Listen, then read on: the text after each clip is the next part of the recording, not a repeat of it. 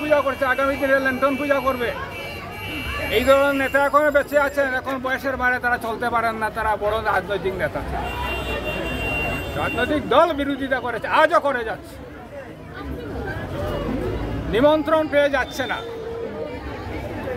নিমন্ত্রণ পেয়েও যাচ্ছে না। আমি তো মনে করি তারা নিমন্ত্রণ পেয়ে গেলে অন্তত তাদের কিছু পাপ মোচন হতো, তারা যায়নি।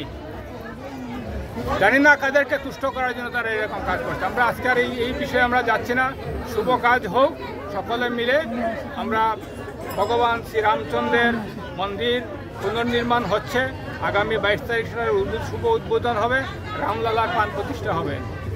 রাম, ভগবান রাম এই দেশের প্রত্যেকের, এখানে কোনো ধর্মের কোনো ভেদাভেদ নেই, প্রত্যেকের পূর্বপুরুষ রাম। যারা অস্বীকার করে এরা পাপী। রাম এই দেশে, আমি জানি না মুঘল কয়েকশো মানুষ নিয়ে এই দেশে এসেছিল, সকলে তো এই দেশের মানুষ। ধর্ম পরিবর্তন হয়েছে, ধর্ম পরিবর্তন হয়েছে, কিন্তু আদি সকলের আদি পুরুষ, আদি মহামানব রামচন্দ্র ছিলেন।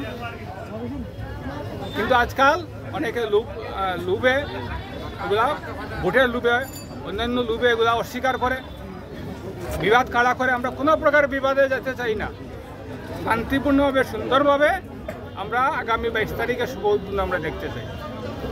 আর এই ক্ষেত্রে সকলের সহযোগিতা চাই, জাতি ধর্ম বর্ণ নির্বিশেষে সকলের সহযোগিতা চাই। এটা শুভ কাজ সুন্দরভাবে সম্পন্ন যাতে হয়।